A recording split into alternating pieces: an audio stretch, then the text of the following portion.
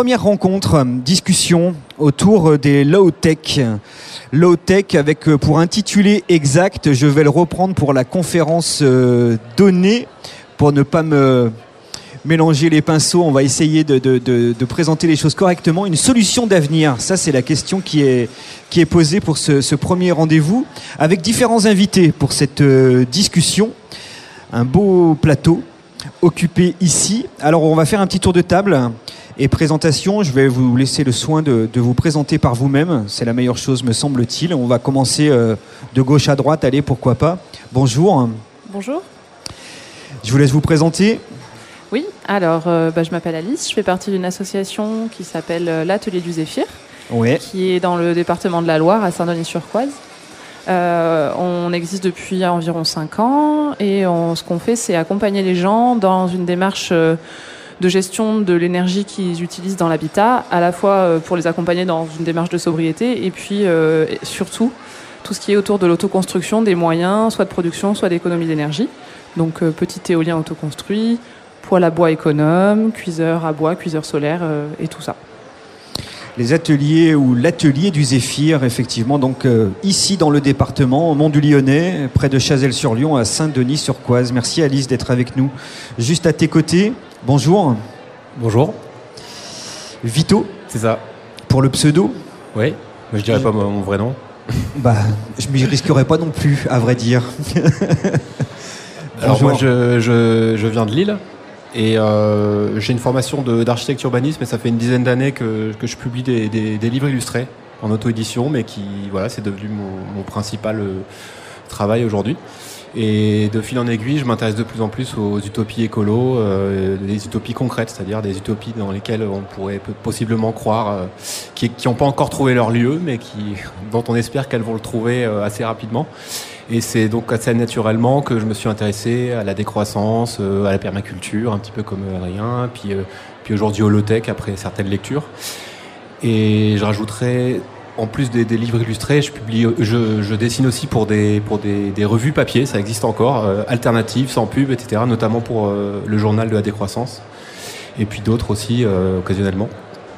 Et puis aussi, le troisième volet, c'est je travaille aussi régulièrement avec des collectifs ou des associations, notamment dans des luttes locales, surtout autour de chez moi, dans ma région, quoi. J'essaye par l'image, par l'imaginaire, d'aider certaines luttes anti-bétonnage, anti-autoroute, technocritique.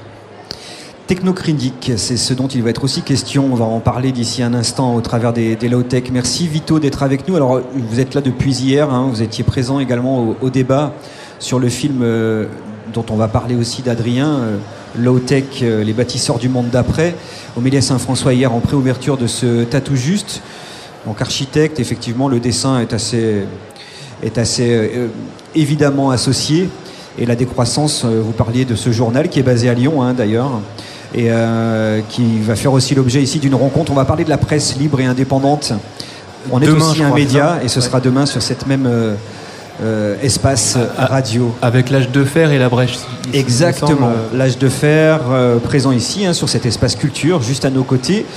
Et La Brèche, qui est un journal aussi qui vient de se mettre en place à Saint-Étienne, précisément. Je précise juste aussi que vous avez un diapo-débat qui est prévu cet après-midi à 13h30 sur l'espace Causerie, qui est juste ici aussi voisin sur ce parc Expo B. L'écologie sociale, une utopie concrète. Et je crois que justement, vous avez aussi pu réaliser une exposition, une sorte de fresque que je n'ai pas encore vue, mais qui est présentée ici sur Tatou Juste.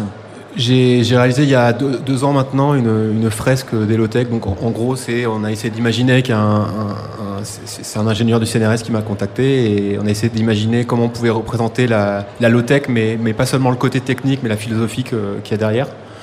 Et à travers ce que je sais faire le mieux, c'est-à-dire le dessin, la bande dessinée, l'humour, quoi.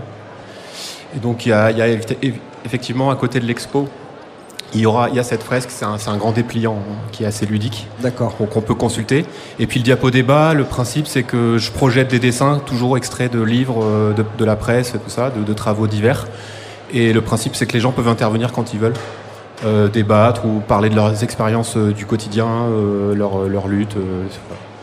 sorte de cartographie donc des low-tech, ce que l'on va aussi tenter de réaliser en radio aujourd'hui. Merci Vito d'être avec nous. Juste à vos côtés, bonjour. Bonjour, Ninon, la créatrice des cocottes. Alors moi j'ai décidé de me cibler sur une low-tech en particulier qui est la marmite norvégienne. Et donc j'ai monté ma petite entreprise à Lyon il y a 4 ans maintenant, avec le double défi de faire une marmite norvégienne efficace et très accessible en termes de technique à n'importe qui, pour amener la low-tech, rendre la low-tech désirable auprès du plus grand nombre. Et deuxième défi, qui était plus dans l'esprit low-tech, c'est-à-dire de faire une marmite norvégienne au plus faible impact possible sur la planète. Donc là, je suis allée chercher des matériaux locaux, de la laine, du lin, et je suis partie sur la couture parce qu'au final, même avec une machine à coudre, à pédale, on peut faire cette marmite norvégienne. Donc vraiment l'idée jusqu'au bout de pouvoir la réaliser comme ça. Très bien, on la présentera plus en détail aussi durant ce temps de rencontre. Et puis enfin, on termine ce tour de table avec bien précisément celui qui a présenté ce film en pré-ouverture de Tatou Juste hier soir, Méliès Saint-François, avec du monde présent pour assister à ce film dont vous êtes le réalisateur. Bonjour à vous. Bonjour. Donc moi c'est Adrien, je suis réalisateur de films documentaires qui s'intéressent particulièrement aux pratiques écologiques concrètes. J'ai réalisé un premier film qui est sorti en 2017 en salle de cinéma qui s'intitule L'éveil de la permaculture. Comme le rappelait Vito, la permaculture, c'est une autre pratique écologique qui a fait son chemin, qui depuis une dizaine d'années est pratiquée de plus en plus en France. Et le film s'intéressait notamment aux pionniers de cette pratique, souvent anglo-saxons qui sont venus, puisque c'est une pratique qui est née en Australie dans les années 70.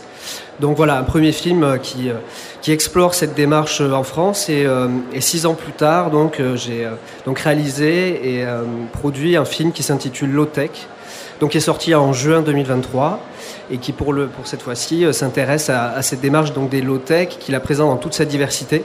C'est un film choral qui va à la rencontre de différents inventeurs, créateurs, porteurs de projets autour des low-tech, que ça soit par exemple des youtubeurs, des agriculteurs, de jeunes ingénieurs ou encore des chefs d'entreprise qui se tournent vers ces solutions écologiques concrètes en réponse au délire techno-solutionniste, à la crise énergétique, à l'effondrement du vivant, à toutes les crises en fait que nous traversons ces dernières années.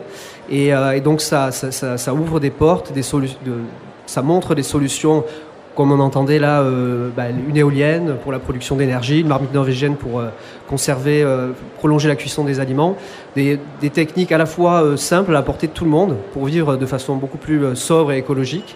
Et repenser aussi notre rapport au vivant, nos organisations humaines. Donc derrière, il y a ce qu'on voit à travers ce film, c'est un projet de société se dessiner peu à peu. Et c'est en cela que c'est assez enrichissant, en tout cas, de s'intéresser à cette démarche. Alors, j'aimerais bien qu'on reparte peut-être d'une question fondamentale, c'est celle de la définition.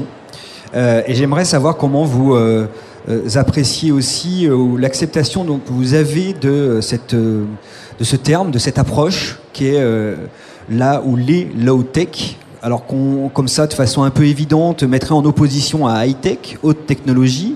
Donc on serait là pour on va dire, traduction française en basse ou basse technologie ou douce technologie. Comment vous l'appréciez, vous, les uns et les autres, cette définition, ou en tout cas la façon dont vous l'entendez, et vous pourriez vous-même la présenter? Alice? J'y vais, ouais. Alors, il y a la première chose qu'on dit souvent, c'est que c'est une démarche. La démarche low-tech, et c'est pas un objet forcément low-tech. Alors, des objets peuvent être classés dans la catégorie low-tech, mais c'est globalement une démarche, puisque l'idée au fondement, c'est après avoir questionné les besoins, parce qu'on se permet de questionner les besoins dans la démarche low-tech, on cherche la manière la plus efficace, la moins impactante d'y répondre. Et c'est là qu'on peut très très vite faire le lien avec l'opposition avec la high-tech, où on va chercher le moyen le plus compliqué de recréer de nouveaux besoins, et c'est là qu'on se pose en opposition, puisque d'abord on se demande de qu'est-ce qu'il nous faut, et ensuite on voit comment y répondre. Et ce qui fait que la démarche, elle n'est pas seulement technique, elle est effectivement politique, sociale, et les gens qui sont autour de la table le savent bien. La définition des low-tech, c'est quelque chose qui prend du temps. Ça fait quelques années que le monde francophone au moins s'y penche. Et il y en a plusieurs qui existent. C'est jamais une phrase, c'est 3, 7 principes, 9 principes, 3 critères. Enfin bon, c'est toujours quelque chose d'un petit peu complexe. Et je pense que c'est notamment une manière de combattre le risque de rachat par les systèmes actuels, quoi. Et ça marche plutôt bien, j'ai l'impression. Et par rapport à l'atelier du Zéphyr, où est-ce qu'on se positionne vis-à-vis de cette démarche, quand on s'est créé, on s'est pas dit on va faire une association low-tech. On s'est dit on va faire une association qui répond à un besoin, le besoin de se fournir en énergie dans l'habitat pour nos besoins qu'on a identifiés, donc chauffer son eau, se chauffer évidemment, mais aussi cuisiner et puis un petit peu d'électricité. Et comment on y répond avec toute une logique de durabilité extrême et aussi de rapport à la technique qui se développe et qui n'est pas qui va rapprocher les utilisateurs, les citoyens de la technique, notamment sur ces besoins de base qui sont ceux qu'on a besoin dans l'habitat. Et finalement, oui, c'est low-tech. C'est comme ça qu'on s'est retrouvé là, quoi. Vito ? Moi, je dirais que low-tech, c'est un mot qui est dans l'air du temps. C'est le dernier mot à la mode, mais en fait, c'est dans une très longue filiation de technocritique, quoi.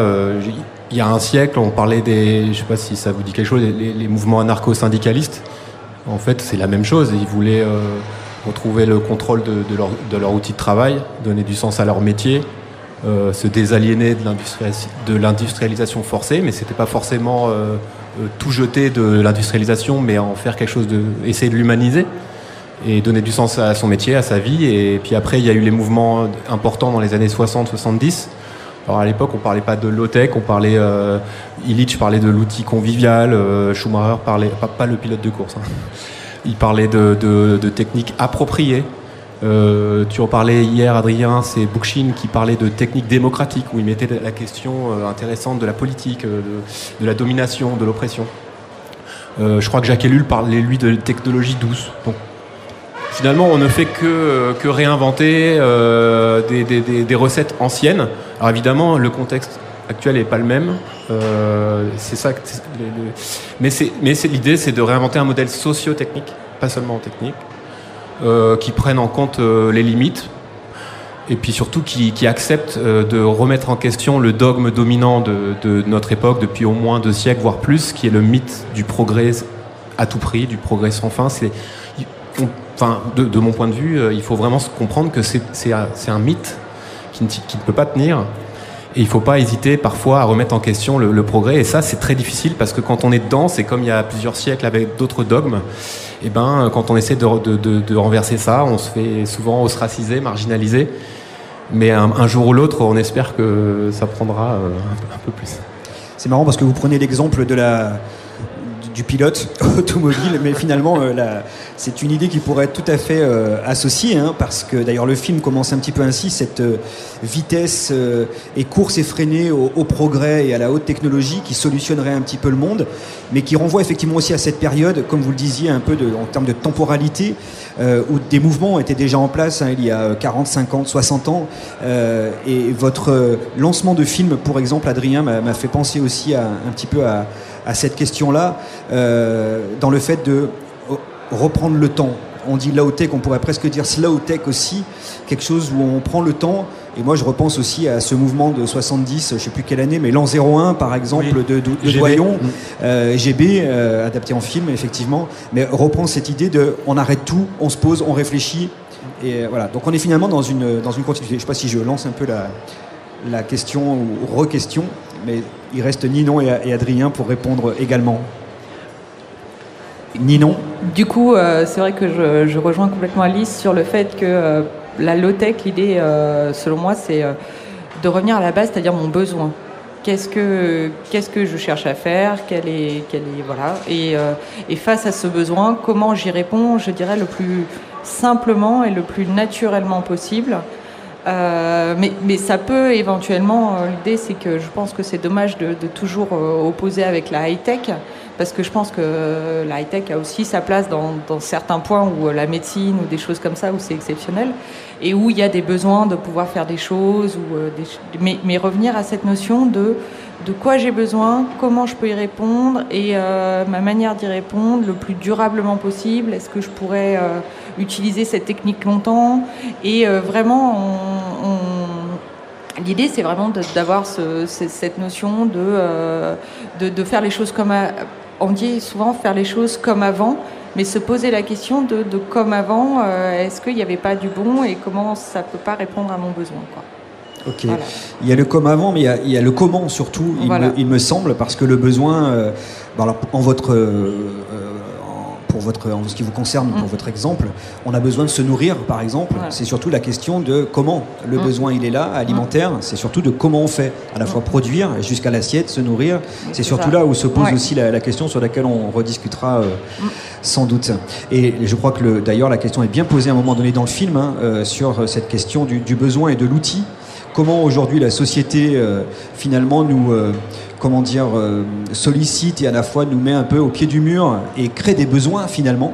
Et donc on se soumet à la technologie existante et des exemples dans votre film, Adrien, montrent bien comment on re-questionne cela. C'est pas alors, je ne sais plus comment c'était posé pour cet exemple d'agriculteur.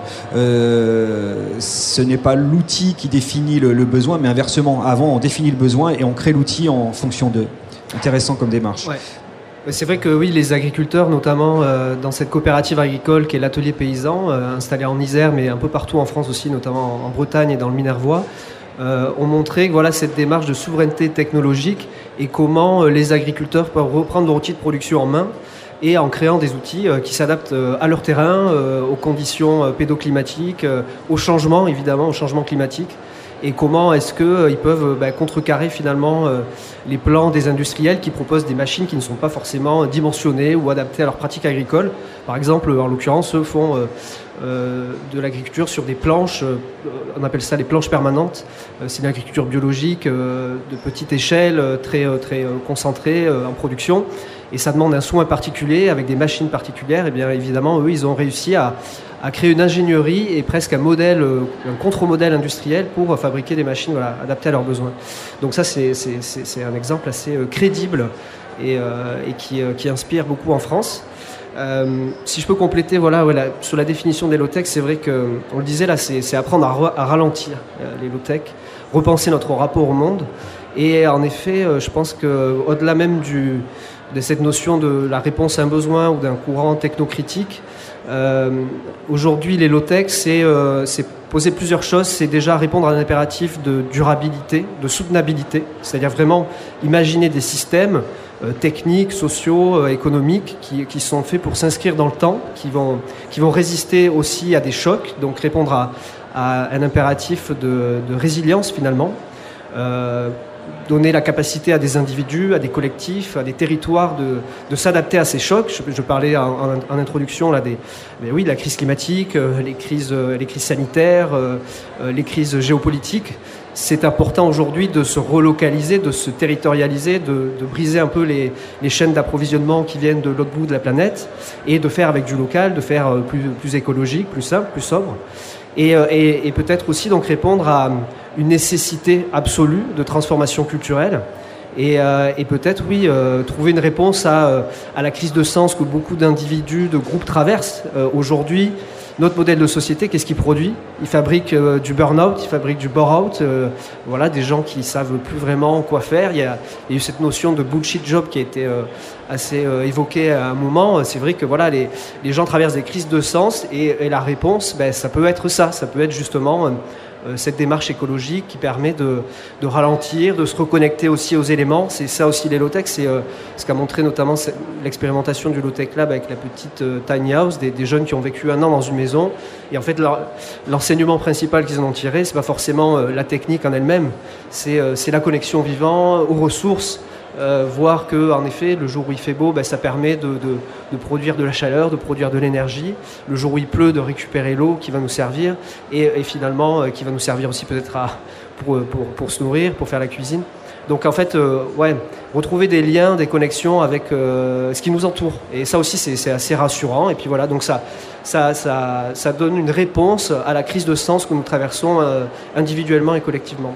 Oui, pour cet exemple de la Tiny House, là, c'est le Low-Tech Lab, non, qui mène cette expérience. Ils ont vécu 1 an dans une maison au moyen low-tech, justement. Et c'est effectivement aussi intéressant de voir la satisfaction qu'ils en tirent et surtout le bien-être. Alors que effectivement on pourrait avoir comme ça un peu comme a priori de penser que s'adapter et adopter la technique ou la low-tech serait faire un pas en arrière, serait se mettre en difficulté, chose laborieuse, inconfortable, alors que c'est ce qui est autrement démontré, justement. La question du confort, elle est centrale. Il y a beaucoup de gens qui vont regarder, une éolienne autoconstruite ou une marmite norvégienne comme des objets rétrogrades, compliqués, qui ne sont pas adaptés à notre environnement matériel, je veux dire. En réalité, ce que proposent par exemple les low-tech, on en parlait, c'était évoqué hier soir, c'est recréer du lien social. Donc par exemple, l'éolienne ou la marmite norvégienne, on va la créer à plusieurs, ensemble, on va apprendre ensemble, donc on va créer du lien peut-être avec ses voisins, avec les gens de sa commune, avec les gens de son quartier, qui sont dans la même dynamique, et on va s'échanger des savoirs. Donc en fait, on recrée des liens de dépendance, mais choisis, avec des communautés qui partagent un peu les mêmes centres d'intérêt, qui défendent les mêmes objectifs. Et finalement, derrière les systèmes techniques, il y a la nécessité de recréer du lien social. Et ça va évidemment à l'inverse du high-tech, pour revenir à l'opposition au modèle dominant et aux solutions techniques qui nous sont proposées, qui créent de l'hyper-individualisation, du narcissisme exacerbé. Là, on revient à quelque chose de beaucoup plus humain. L'opposition entre une humanité qui serait reliée socialement grâce à la technique face à un monde complètement éclaté, subdivisé et qui fait assez peur. Alors, low-tech ne signifie pas no-tech, comme c'est d'ailleurs précisé dans le film, et je ne sais plus qui le dit, c'est Biwix, non? C'est Arthur Keller. C'est Arthur Keller. Ouais. Donc ce n'est pas une démarche technophobe, mais vraiment techno-critique. Pour la définition même, moi je l'ai retrouvé sur le net via Wikipédia, pour être aussi dans l'encyclopédie alternative, se définit effectivement en antinomie avec le high-tech, mais qui peut être traduit par technologie douce, et qui désigne une catégorie de techniques durables, simples, appropriables et résilientes. Alors je vais aller gratter un petit peu sur cette question et que vous avez évoquée d'emblée, c'est celle de la réappropriation ou appropriation ou accessibilité. Et moi, c'est ce qui m'a interrogé, notamment au travers du film, c'est que malgré tout, dans ces bâtisseurs du monde d'après, qui est le sous-titre du film, on a affaire à des ingénieurs qui se questionnent, certes, sur le sens de la vie et le sens de la société aujourd'hui, et qui parfois bifurquent d'ailleurs ou sont en rupture avec leur cursus, on va dire, classique ou académique. Malgré tout, ce sont des ingénieurs. Ce sont un peu les élites, ceux qui réfléchissent, là, qui ont les cerveaux qui fonctionnent et qui pourraient être ces bâtisseurs du monde d'après. Donc on est quand même avec une certaine catégorie d'acteurs, on va dire, et d'actrices.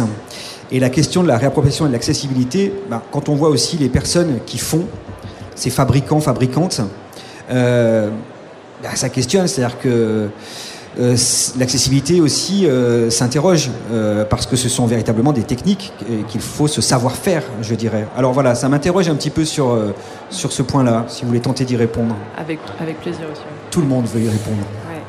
Oui, ça me concerne de manière très très directe parce que je suis effectivement ingénieur initialement et que j'ai commencé à m'interroger sur les low-tech pendant mes études.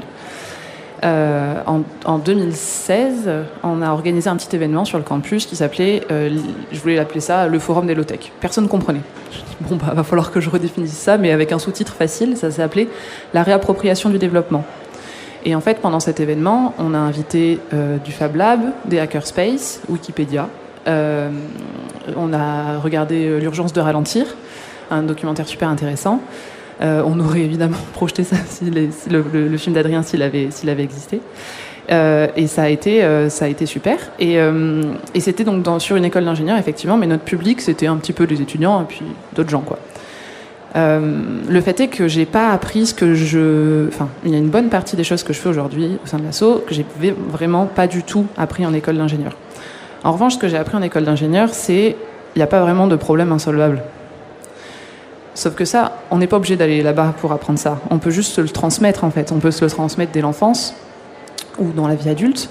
Parmi les gens avec qui je peux travailler et bricoler, il y en a beaucoup qui évidemment sont pas ingénieurs. Il y en a beaucoup qui ont appris à bricoler dans leur famille. Moi, c'est pas le cas. Ça a été dans un réseau d'entraide qui était déjà axé sur la low-tech, sans vraiment le dire encore une fois. Donc, il y a une place pour ces gens qui sont déjà dans la technique, dans la low-tech, mais il faut surtout faire la place pour tout le reste.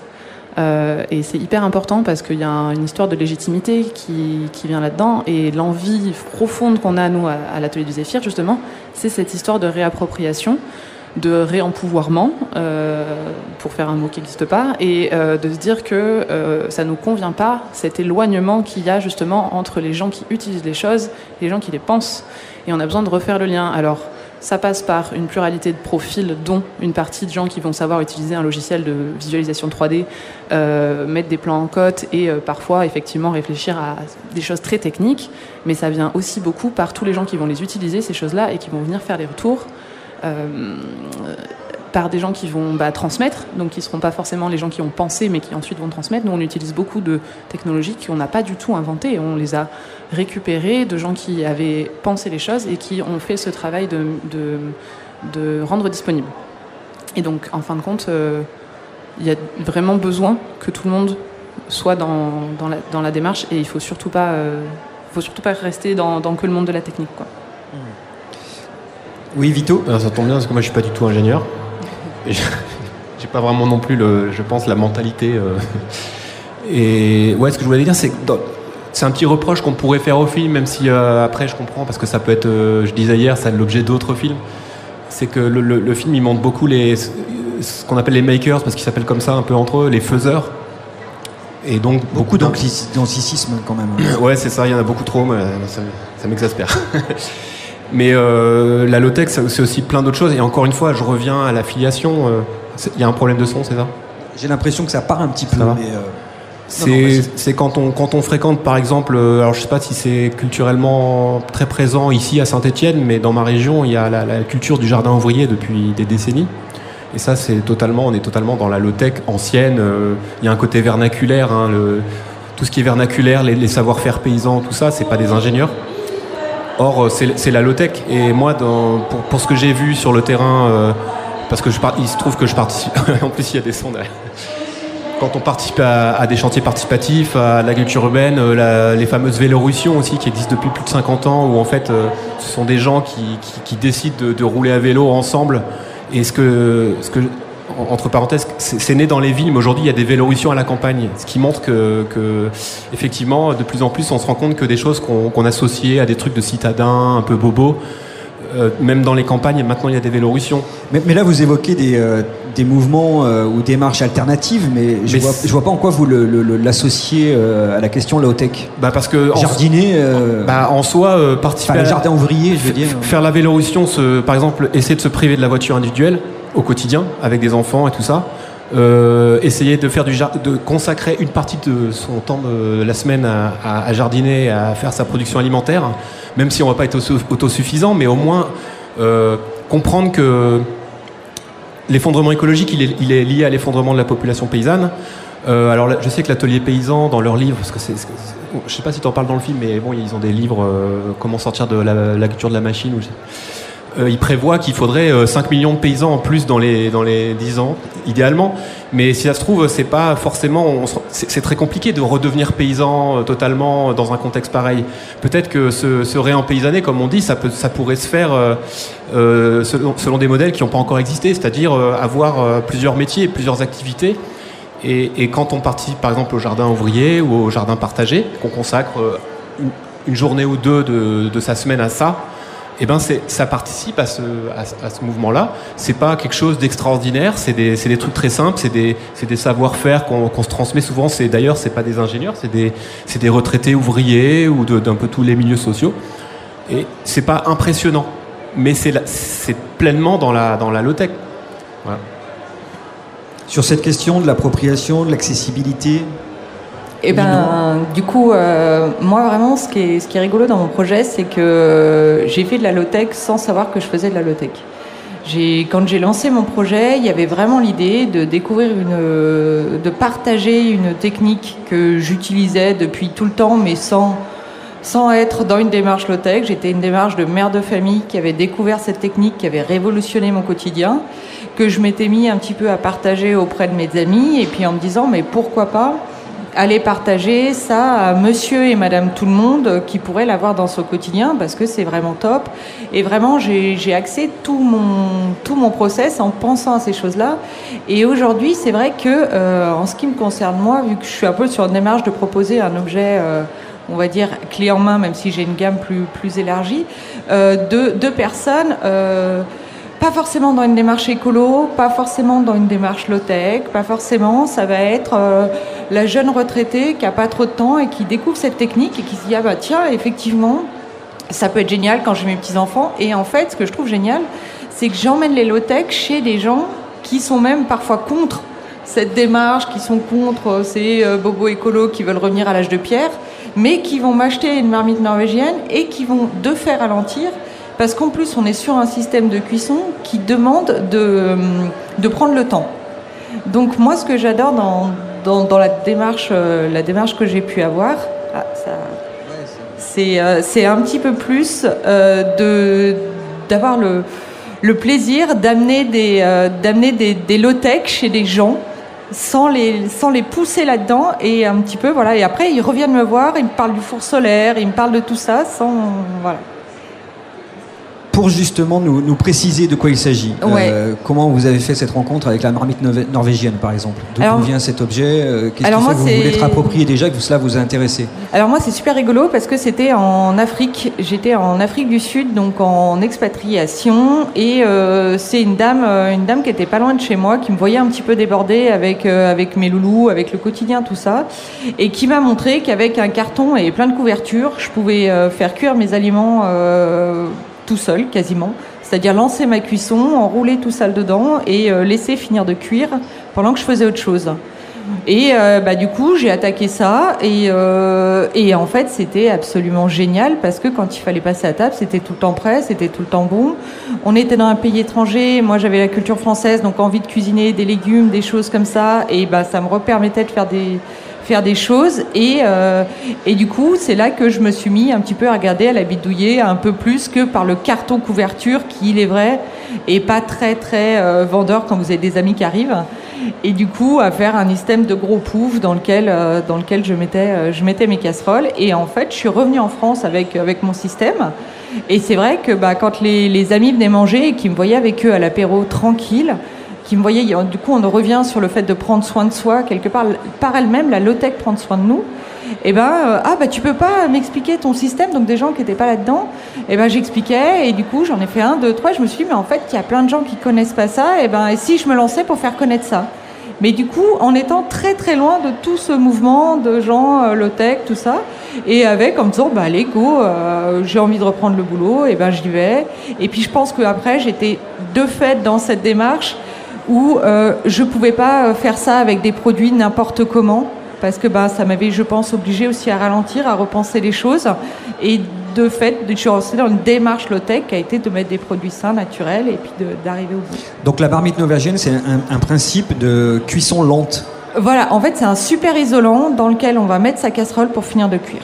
On porte à ébullition, on met dedans, et si elle est suffisamment efficace, parce qu'on revient toujours dans après, si elle est suffisamment isolante, on arrive à rester à plus de 80 degrés, 6 à 8 heures dedans. Donc on arrive à tout cuire. Alors les légumes en 1 heure, 1 heure et demie sont prêts, mais ils peuvent attendre toute la journée que nous, on soit prêts à passer à table. Donc en fait, l'économie par exemple là, elle se fait à quel niveau? L'économie, elle se fait en termes d'énergie, parce que du coup, on est à 80% d'économie d'énergie. C'est vrai qu'en Afrique, c'était intéressant aussi pour moi parce qu'il y avait souvent des coupures de courant. Ça, moi, j'ai connu, et c'était top de pouvoir lancer la cuisson quand j'avais des courants et de manger quand on avait faim. Et après, vous avez aussi une économie de charge mentale. Ça peut pas surcuire, ça va pas brûler. Vous le faites quand vous avez le temps. C'est tranquille et vous pouvez l'emmener en plus. Donc, D'accord. On reviendra sur Ecocote et votre démarche. Pour finir sur la question, c'est long de faire le tour de table, Adrien, mais on revient à cette question de l'appropriation et de l'accessibilité surtout.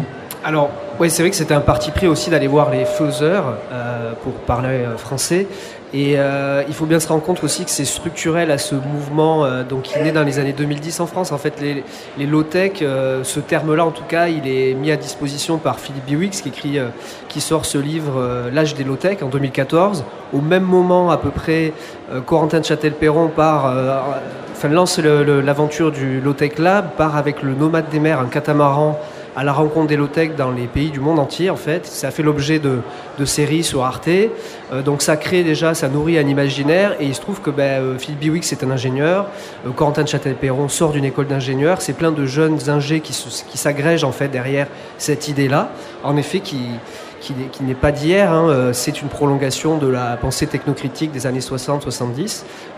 Aujourd'hui, ça revêt cet anglicisme low-tech. En effet, on peut dire technologie douce, technologie intermédiaire, appropriée. Il y a plein de termes plus français. Toujours est-il que c'est surtout les ingénieurs en premier lieu et les jeunes qui partent au front.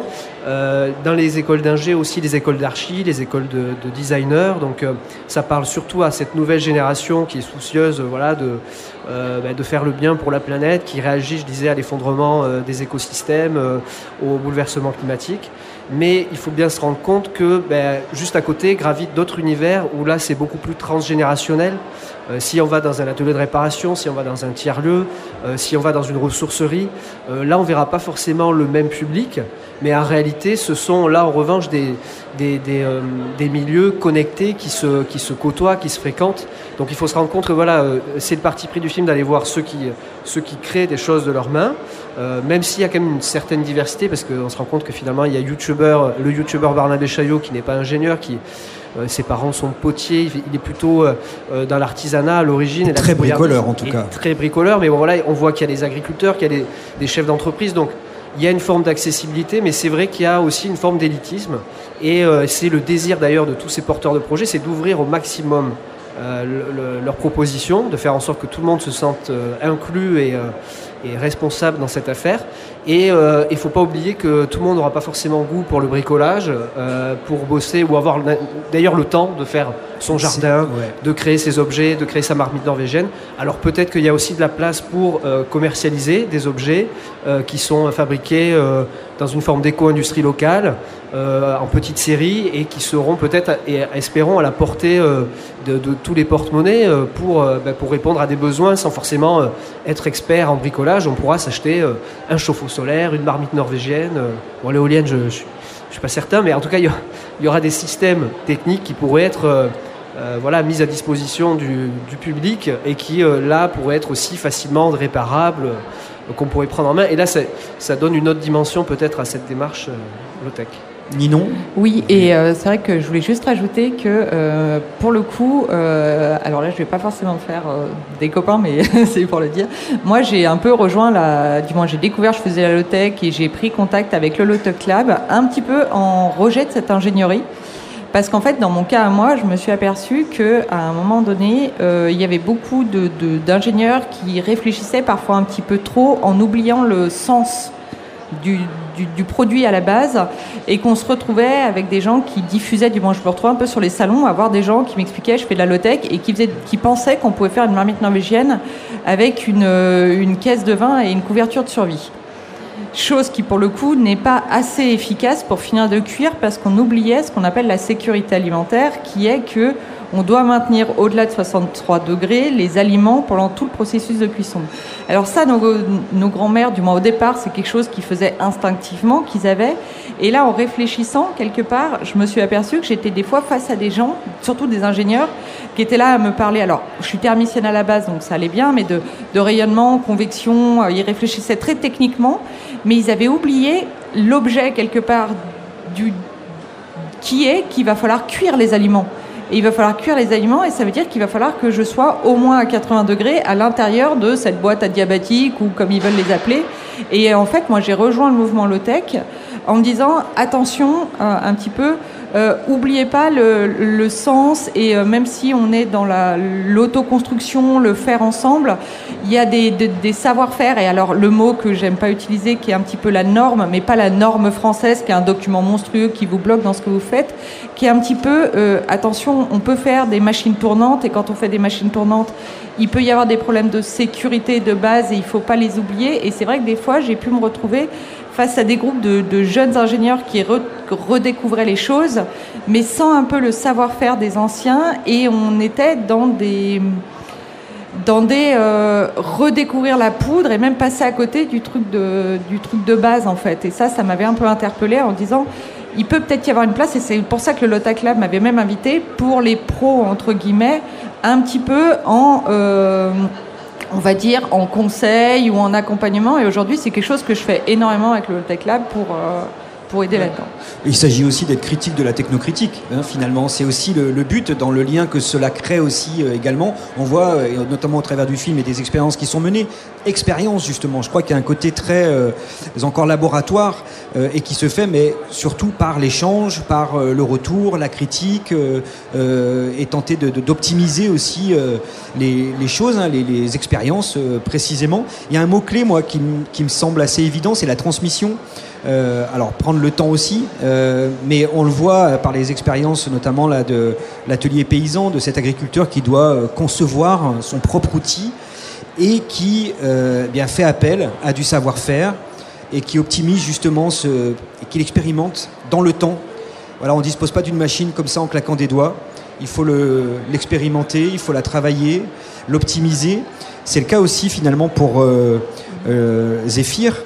Les ateliers ou l'atelier du Zéphyr qui rejoint cette idée d'atelier paysan, le côté atelier, le côté fabrication, on tente des choses, on construit, transmission dans le sens aussi où on se retrouve à plusieurs, on fait appel et on s'appuie sur des compétences diverses et variées pour concevoir. Alors en ce qui vous concerne, c'est différentes choses, mais comment ça se passe à ce niveau-là aussi? Vous fonctionnez, vous vivez un petit peu de quelle manière? Par le biais de ces formations et de ces temps d'échange? Tout à fait, ouais. En fait, l'association a de suite pris ce tournant parce que c'était un exemple qu'on avait vu au sein du réseau Tripalium, qui est le réseau autour de l'éolienne Pigotte qu'on construit notamment, entre autres. Qui du coup est vraiment axé transmission. Donc il y a un manuel qu'on peut acheter, mais bon, face au manuel tout seul dans son garage, déjà il faut avoir un bon petit tas d'équipement. Bon, rien que un retraité il y a une ou deux générations n'est pas, mais voilà, faut savoir faire de la soudure à l'arc. Il faut pas avoir peur de couper du métal. Il faut avoir 2-3 outils de sculpture du bois à la main. Il y a plein de choses comme ça où on voit bien que oui, c'est possible, mais c'est quand même vachement mieux accompagné. Et c'est ce qui fait que on s'est basé sur ce modèle d'éolienne, et c'est pas pour rien. C'est parce que elle concentre une quantité de savoir-faire et de savoir qui est hyper intéressant. Et pour quelqu'un qui aurait pas du tout envie ou besoin d'une éolienne sur son terrain pour s'alimenter effectivement en électricité, ce sera toujours une aventure super intéressante, à la fois sur les apprentissages, sur l'aventure humaine. Et aussi pour ce que ça nous fait nous questionner sur nos besoins vis-à-vis de ce processus de fabrication qu'on va faire tous ensemble. En fait, à chaque instant, le fait d'avancer sur ce processus, de partir de zéro et d'arriver à la fin avec l'objet, vraiment, c'est l'occasion de se demander soit où est-ce qu'on en est sur nos besoins en énergie, précisément en électricité. Et donc c'est hyper intéressant, et c'est pour ça que cette transmission, elle est au central. Je trouve que effectivement ça fait que c'est notre modèle économique, puisque pour le coup, même si j'ai le même avis qui est que on n'intéressera pas tout le monde, dans le sens où on est très bricoleur, que nos produits peuvent être jolis, mais on va dire que ça se voit que ça n'a pas été acheté dans le commerce, quoi. Ça sera pas pour tout le monde. Même si j'aurais l'espoir qu'on passe à la semaine de 4 jours, de 3 jours, qu'il y ait un revenu universel, qu'il y ait plein de manières de faire en sorte que les gens puissent atteindre l'accès à ces choses-là, ça j'en rêverais. Je vois bien que ce sera toujours pas ça, et il y a pas que nous. Mais donc du coup, notre modèle, c'est de proposer des stages et formations. Et il y a des gens qui sont intéressés effectivement, que ce soit dans le scolaire un petit peu, et on aimerait bien développer ça pas mal, ou alors des particuliers qui s'inscrivent à nos stages, ou d'autres associations, d'autres lieux collectifs qui aimeraient s'équiper. Et donc on vient en catalyseur des gens qui sont globalement assez convaincus, qui savent qu'il y a quelque chose à faire, qui sont curieux, mais qui se disent qu'ils vont pas y aller tout seuls, et je les comprends. Donc on a cette posture-là d'aide au passage à l'action, on va dire. On arrive presque au terme de cette rencontre. Je voudrais juste terminer par une question un peu ouverte et peut-être un peu poil à gratter. Mais vous avez parlé de modèle économique et là, ça m'intéresse aussi de savoir où on pose le curseur finalement. Alors, je vais prendre 2 exemples parce que le low-tech est effectivement un panel très très large et intervient dans différents champs d'action. On l'a vu dans des thématiques agricoles, habitat, la question sociale, mais la question économique qui n'est pas à laisser de côté tout de même. Et au travers du film, pour exemple, parce qu'il pourrait y avoir différentes mouvances ou tendances ou positionnements en tout cas. L'écologie peut être aussi radicale. Et au travers du film, par exemple, il y a cette expérience de fabrication de voitures. Donc on construit encore une nouvelle bagnole malgré tout. On ne sait pas véritablement, ok, elle est plus légère, avec des fibres, de façon plus écolo entre guillemets. Mais du coup, ça questionne dans aussi parfois ces paradoxes ou ces oxymores là, de parler d'écologie. Enfin, je ne sais pas, de bagnole écologique, par exemple. Moi, c'est un truc qui me questionne. De la même manière, de quelle stratégie économique on met en place. Alors, il y a aussi votre exemple, Ninon, par exemple. Parce que j'imagine que votre écocote, elle est labellisée, elle est commercialisée. Donc, ça pose aussi cette question du champ économique. C'est une question déjà dure pour terminer, mais j'aurais bien aimé qu'on l'aborde. On se rend compte qu'il y a différentes stratégies et en effet un public varié qui s'intéresse au low-tech. Il y a peut-être les partisans du no-tech pour les plus radicaux qui là s'inscrivent totalement en dehors du système économique actuel et qui vont chercher à développer leur autonomie alimentaire, énergétique et puis vivre en dehors en fait et puis espérer un effet d'entraînement, de sensibilisation et que davantage de monde se joigne à eux. Mais là vraiment on est dans une vision où presque on pourrait se passer d'électricité quoi. Enfin on est vraiment dans quelque chose de où voilà, on vivrait presque en autarcie, en dehors du monde. Il y a on va dire la mouvance du low-tech lab qui va être ou de l'atelier paysan, de l'open source, du partage, où on sort de l'économie de marché, on crée des modèles réplicables à l'autre bout de la France où le savoir voyage et puis on arrive à créer avec les matériaux disponibles, accessibles, bon marché. Donc dans une forme d'écologie populaire, accessible. C'est peut-être la vision la plus partagée aujourd'hui autour de ces termes-là. Et puis il y a la vision des entrepreneurs. Donc là, en effet, dans le film, il y a l'exemple d'entrepreneurs qui conçoit une voiture écologique. Alors ça déjà aussi, c'est un oxymore, voiture écologique. Et puis des entrepreneurs qui construisent des habitats, des maisons passives, bioclimatiques, mais bon, en partant de zéro, donc sur des terrains a priori, terrains agricoles ou en tout cas disponibles pour construire finalement à nouveau des habitations. Ça pose à nouveau des questions. Est-ce qu'il ne faut pas partir de l'existant ? Est-ce qu'il ne faut pas aussi renoncer à continuer à grappiller du terrain ? Donc ça, c'est des grandes questions, des grands paradoxes autour de la question de la technique.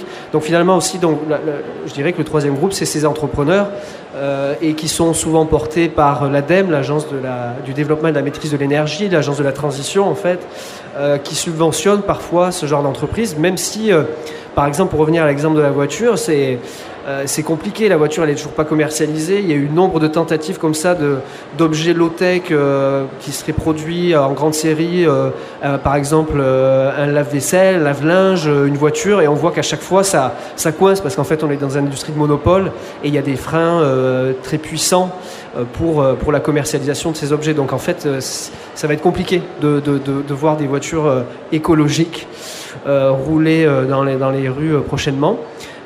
Toujours est-il que il y a une opposition en tout cas dans les visions de ce que peut représenter les low-tech. Pour certains, dès qu'il y a l'idée de commercialiser, de vendre un objet, on répond plus aux impératifs aux 3 piliers qui sont proposés par Low-Tech Lab, utile, durable et accessible.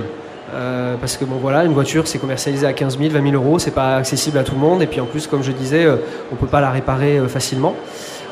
Mais en tout cas je trouve ça intéressant parce qu'il y a des sensibilités différentes qui finalement visent quand même un objectif commun, la sobriété, la résilience, la soutenabilité. Donc ça crée du débat. C'est clair que ça va coincer par moments entre la vision plus puriste des low-tech et puis celle qui est aujourd'hui aussi quand même le plus en vue sur les réseaux sociaux et je disais auprès de l'ADEME, c'est on va dire, le monde des PME qui s'inscrit dans cette démarche. Donc, du coup, ce qui est très rigolo, c'est qu'effectivement, en tant qu'entrepreneur de la low-tech, c'est pas tous les jours facile. Mais en fait, moi, j'ai un modèle assez rigolo dans le sens où je suis subventionnée par rien du tout. L'idée, moi, ça a été de montrer qu'on pouvait vivre quelque part de ce système-là. Et avec un système d'entreprise, en fait, où mon entreprise, elle est aussi un peu low-tech dans le sens où elle n'est composée que des choses dont elle a besoin réellement pour vivre. Donc, en fait, on a un modèle qui coûte quasiment rien, hormis nos matières premières. Un modèle qui emploie. Donc, aujourd'hui, j'ai quand même 3 CDI avec moi. Qui sont pas payés au SMIC. Du moins, l'idée, c'est de proposer aussi un emploi. On est dans l'humain, on revient, on a dit aussi, la low-tech, c'est aussi prendre soin. Et en fait, c'est montrer qu'on peut faire une entreprise qui prend soin et des gens qui y travaillent et quelque part de tous mes partenaires. Parce que c'est vrai que pour le coup, moi, c'est ça qui est un petit peu compliqué, c'est qu'il y a on en a beaucoup parlé avec le Low-Tech Lab, j'ai un produit qui a un coût, qui pour le coup n'est pas financièrement accessible à tout le monde, parce que j'ai fait le choix de ne pas partir sur du recyclage, mais sur le soutien de filières françaises.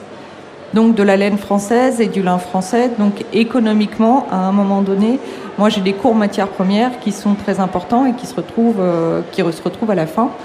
Mais avec l'idée de dire, eh ben oui, mais c'est aussi dans la démarche réapprendre aux gens que les choses qu'on achète ont un coût. Et il y a d'ailleurs, je suis complètement transparente sur le coût de mes produits et la répartition qui est faite dessus. Et du coup, après, j'ai développé aussi un kit qui permet aux gens de pouvoir leur permettre de la faire eux-mêmes avec du coup le bon isolant pour qu'elle soit assez efficace.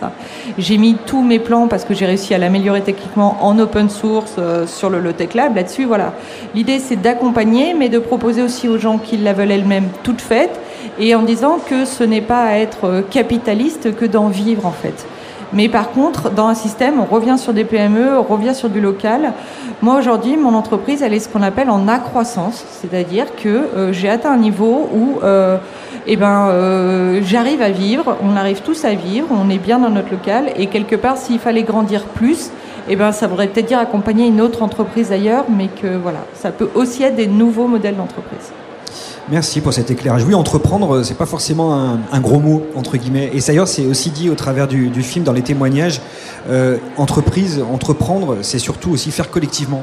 Et je crois qu'il y a surtout ça qui est en jeu aussi au travers de ce terme-là, qui est un peu galvaudé aussi, ou qui est aussi sous, une vision très économique et capitaliste des choses. Il faut dire ce qui est. Vito, tu voulais intervenir? Alors d'abord, juste un mot sur la fameuse voiture low-tech. Ça repose évidemment la question des usages et des besoins essentiels. C'est-à-dire que la voiture en soi, elle sera pas low-tech si on en vend des millions de manière individuelle pour l'utilisateur à travers. Mais si on imagine un modèle où les voitures seraient utilisées vraiment quand c'est essentiel pour porter des lourdes charges, des voitures mutualisées, etc. Là, ça rentre pleinement dans le cadre, et là, on peut dire qu'on se rapproche de la démarche low-tech. Et ensuite, je voulais réinciter. Tout à l'heure, vous étiez sceptique sur... Je citais certains exemples et vous aviez du mal à le mettre dans le cadre des low-tech. Et moi, j'incite vraiment les gens à voir plus loin que ces exemples très concrets qui sont un petit peu les symboles de la low-tech. Mais par exemple, moi, dans mon boulot d'éditeur, il me semble que je suis pleinement dans la démarche, même si c'est impossible d'être parfait. On produit aussi des objets qui se vendent, industriels. Mais je peux vous citer plein d'exemples. C'est ce que disait Ninon. Moi, évidemment, même si ça coûte beaucoup plus cher, j'imprime en France... avec un imprimeur qui coûte 2 fois plus cher, voilà, je le sais, la plupart des autres ils vont faire ça ailleurs et ça coûte 2 fois moins cher, mais bon, c'est aussi une démarche à faire ça. En soi, le métier de dessinateur sur papier, c'est un métier qui a plusieurs siècles, donc j'ai vraiment l'impression de faire quelque chose de très low-tech, même si j'utilise évidemment du papier industriel, des crayons industriels, etc. Mais ça reste quand même quelque chose de très ancien, un truc laborieux, qui est manuel, qui est vraiment dans le temps long. Et puis, qu'est-ce que je peux dire ? Moi, dans ma démarche, l'idée, c'est que les livres ne soient pas dans la grande distribution, par exemple. Alors, on peut dire, ouais, c'est un truc militant, mais non. Parce que moi, je veux pas enrichir encore plus les Cultura, les grandes surfaces qui tuent les petites librairies. Donc, je ne travaille uniquement qu'avec des réseaux de petits libraires indépendants. Et ça aussi, c'est dans la démarche low-tech. J'essaie de faire le maximum de livraisons à vélo. Alors les gens ils me disent ouais quoi, tu traverses, tu fais des centaines de kilomètres pour faire les livraisons à vélo, t'es fou et tout. Mais c'est aussi dans la démarche de ralentir. Et puis je me rends compte que ces parcours de livraison, ça va nourrir les livres d'après. Parce que en circulant comme ça, en tant qu'artiste, on se nourrit du paysage, des rencontres, etc. Je le disais hier, je suis très fier, j'ai jamais utilisé un GPS par exemple. Ça aussi, en soi, c'est la low-tech, il n'y a rien de technique, mais utiliser le bon sens, l'orientation, parler aux gens pour s'orienter, c'est rien, ça coûte rien et c'est ça. Ouais, non mais j'avais bien saisi quand même la question. Ça traverse la vie quotidienne, hein, on fait avec des outils. Donc la question du curseur, c'est de trouver le bon équilibre, le juste équilibre, propre à chacun, chacune. C'est surtout ça aussi qui se pose. En ce que j'entends là, c'est un peu de faire au plus résilient, au plus durable, entre guillemets, je sais pas trop ce que ça veut dire aussi, mais ou au plus simple et au plus raisonné. C'est un peu cette façon-là qu'il faut peut-être la question de l'échelle. De l'échelle, c'est ça. Exactement. Tout cela dans un cadre aussi de cette question qui est sensiblement politique. Je crois que c'est surtout ça. On évoque les freins qui sont mis aussi à tout ça.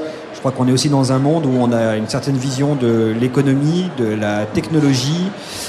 On parlait d'économie justement sans que ce soit un gros mot. Ça fait des années et on est là dans le mois de l'économie sociale et solidaire qui pourrait être tout à fait un levier possible pour ces démarches-là. Mais voilà, le monde est ce qu'il est. En tout cas, bravo et merci à vous pour vos témoignages et vos expériences que vous menez les uns les unes et les autres.